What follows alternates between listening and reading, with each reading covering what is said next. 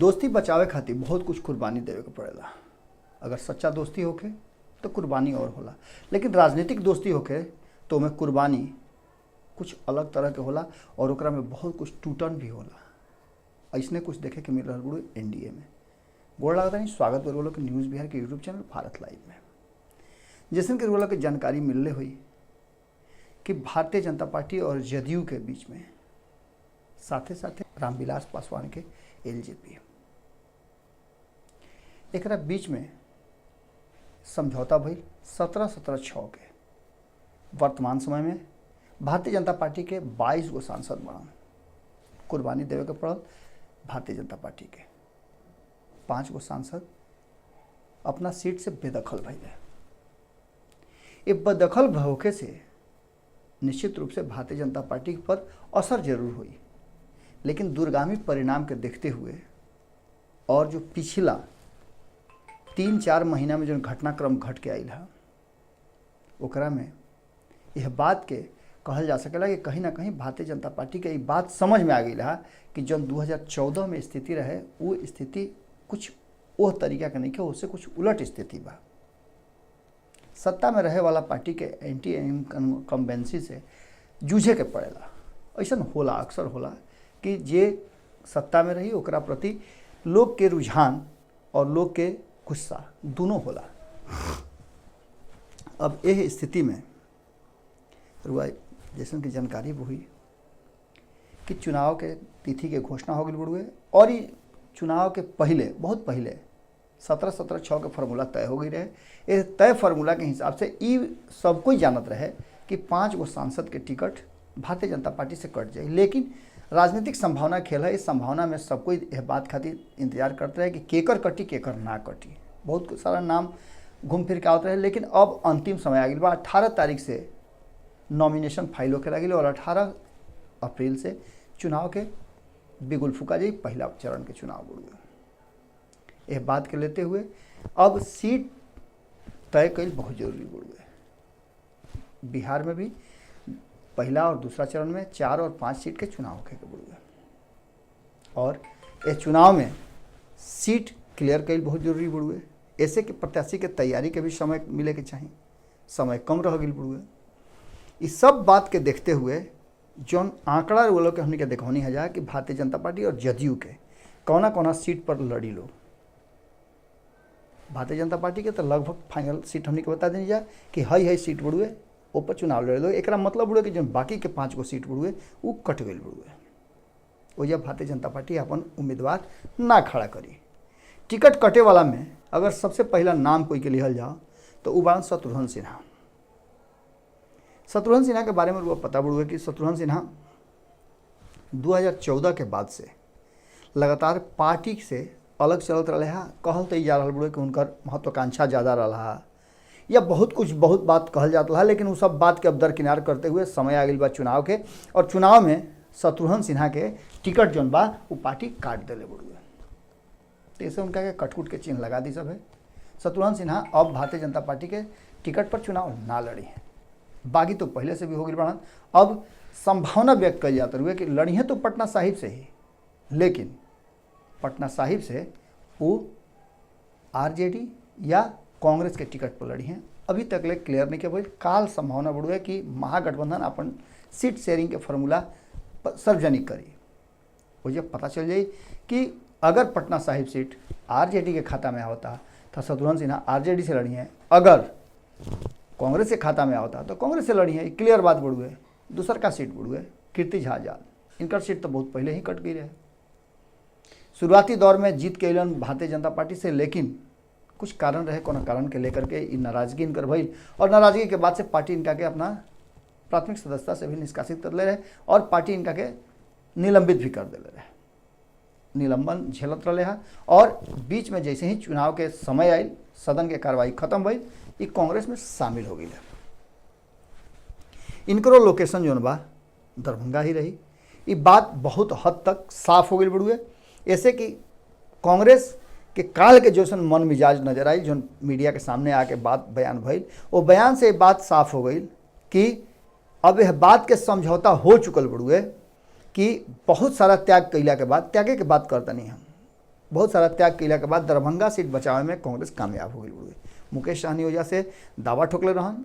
एक साथ साथ आरजेडी के भी दावा रहे, वो अपना कई गो कद्दावर नेता के लाल चौधरी सिद्दीकी जी के नामों में आवत रहे, फातमी के नाम आवत रहे, लेकिन उस सब दरकिनार करते हुए कीर्ति झा आजाद पर जिताऊ कैंडिडेट मान के उनका पर दाव खेलने बा महागठबंधन और कांग्रेस अपन सीट बचा ले बड़ुए। आगे बढ़ी तो बगल में बड़ुए सिवान। सिवान में ओम प्रकाश यादव रहे हैं, जौन की ओजा के बाहुबली कहे जाए वाला शहाबुद्दीन के अगेंस्ट में, या कहीं तो शहाबुद्दीन के पत्नी के अगेंस्ट में चुनाव लड़ा रहा। एक बार फिर से राजद की तरफ से सीट शेयरिंग में नाम हिना साहब के आगे बढ़ुए और जे भी लड़ी वजह से हिना साहब से टक्कर लेवे के हुई। मौका फिर आगे बढ़ुए और अब की हाली ओम प्रकाश यादव के वजह से टिकट कट गई बढ़ुए। ऐसे कि पार्टी उनका कार्य प्रणाली से, क्रियाकलाप से पूरी तरह से संतुष्ट ना रहल है। तो टिकट कटे वाला में एगो ईवी बाण ओम प्रकाश यादव। आगे अगर बढ़ी तो एगो रिजर्व सीट बढ़ुए गोपालगंज। गोपालगंज के भी सांसद से या तो कहीं बिहार भाजपा और केंद्र दोनों नाराज चल रहा है जनक राम से। सांसद रहे 5 साल में वो बहुत ज़्यादा जनता के संतुष्ट ना कर पौले और नीति और नियम के साथ साथ जो योजना रहा वो योजना के लागू करे में कहीं ना कहीं वो पिछड़ गई बड़े। जनक राम फ्रेम से भी आउट बाड़न। ये 5 साल में उनका के बहुत कम देखल गई बड़ुए। ऐसे जनक राम के टिकट भी समाप्त हो गई बड़ुए। आगे अगर बढ़ल जाओ तो झंझारपुर के सीट। झंझारपुर के सीट में वीरेंद्र चौधरी रहे। वीरेंद्र चौधरी के टिकट कटे के कारण सीधा ये बढ़ुए कि झंझारपुर सीट जदयू के खाता में चल गई बा। जदयू जैसे अपन उम्मीदवार खड़ा करी, ये चलते वीरेंद्र चौधरी अगर बहुत कुछ कैले भी होकस फिर भी उनका कुर्बानी देवे के पड़ल। चूँकि गठबंधन धर्म में अगर कुर्बानी देवे के बात हो रहा बड़ुए तो वो कुर्बानी होखही के रहल हा, ओमे कमजोर कड़ी के रूप में सामने अले हा वीरेंद्र चौधरी। वीरेंद्र चौधरी के सीट पर अब जदयू के प्रत्याशी खड़ा हुई हैं, जदयू के सिंबल पर। बात ये जो खत्म हो गई। आगे बढ़ी तो एगो और भोजपुरिया माटी शाहाबाद से औरंगाबाद सीट रुआ जैसन की जानकारी हुई करी सुशील सिंह वजह से सांसद रहे हैं भारतीय जनता पार्टी के। सुशील सिंह के कुछ बात के लेकर के नीतीश कुमार पर कुछ बीच बीच में वो कहत रहे हैं। हालांकि कहे वाला में और भी नेता बड़े नीतीश कुमार के विपक्ष में विरोध में भी जब रहल हलो महागठबंधन में नीतीश कुमार रहन तब भी भारतीय जनता पार्टी जम के अपन विरोध करत रहे। भारतीय जनता पार्टी के बहुत सारा कदावर नेता लोग उनका विरोध करत रहे, लेकिन जब एनडीए में आ गई तो सब लोग उनका के हाथों हाथ उठा लिहल और नीतीश कुमार के नीति के, नियत के, नियम के बखान करे लगल। अब ये बखान में शायद सुशील सिंह ये बात ना समझ पौले और इंटरनल राजनीति के एक्सटर्नल मंच पर पार्टी फोरम में या गठबंधन के फोरम में ना बोल के मीडिया में जो बात बोल रहे वो बात नीतीश कुमार के लग गई और नीतीश कुमार के टारगेट में सुशील सिंह फंस गए। बिहार के राजनीति दो धुरी पर चलेला। गठबंधन भी दो ही धुरी पर बढ़ुए, एमें तीसरा केहू नहीं है। एगो बाण सुशील मोदी और दूसरा का बाण नीतीश कुमार। ये दोनों के बीच में जे भी आ गई उनका पिसाना बढ़ुए निश्चित बढ़ुए। एक खातिर कोनो बहुत बड़का सवाल जवाब या सूत्र के जरूरत नहीं है। नीतीश कुमार के मना के और थाली में सजा के सत्ता देवे वाला सुशील मोदी ही बड़े। ना तो महागठबंधन के सरकार बनल और कहीं दूर दूर तक एनडीए ना रहे, वो एनडीए आज सत्ता में बढ़ुए, वो भी मात्र 22-23 महीना में। ये साधारण बात नहीं है। ऐसे सुशील सिंह के औरंगाबाद से सफाई हो गई। औरंगाबाद सीट जौन बा वो जदयू के खाता में चल गई बढ़ुए। आगे अगर बढ़ी तो सासाराम के सीट, इस सीट पर पेंच बहुत ज़बरदस्त बढ़ुए। कारण कि सासाराम पर छेदी पासवान बढ़न। छेदी पासवान का भी कमोबेश नीतीश कुमार से 36 के आंकड़ा रहल बढ़ुए। लेकिन एक साथ साथ एक और कारण बढ़ुए कि जौन पहले से पार्टी रली है एनडीए में उनमें RLSP भी रहा अंतिम समय तक। मान के चली कि 4.5 साल तक RLSP NDA के हिस्सा रहा, लेकिन जब से नीतीश कुमार आइले असहज रहा। एक साथ साथ यह साफ हो जाते रहे धीरे धीरे कि वो NDA छोड़ के महागठबंधन में आ जाइए, और भइल भी ऐसे ने महागठबंधन में आ गई। लेकिन उनका पार्टी में विद्रोह हो गई, और विद्रोह में जो उनका विधायक रहन और MLC रहन वो विद्रोह कर दिले। हालांकि पार्टी में विद्रोह उनका पहले भी हो गई रहा। 2015 के चुनाव के बाद विद्रोह के जो अथी रहा सीमा रहा वो पहले भी पार्टी में उनका चलत रहे, और यह चीज़ के लेके जैसे गुरुआ जानता नहीं कि सब लोग ये कह दिले रहे कि हमनी के NDA में जा, असल RLSP हमनिए के बनी जा। उमें ललन पासवान अगुवाई करत रहन। ललन पासवान ये बात भी कह दिले रहन कि अब लोकसभा जाए चाहत रहन, और संभावना ज़्यादा बन गई बा कि लोकसभा जैसन कि अब मीडिया में भी खबर आ गई बड़ुए, और भारतीय जनता पार्टी के जो लिस्ट लीक होके आयल बड़ुए वो लिस्ट में भी ललन पासवान के नाम सासाराम से बड़ुए।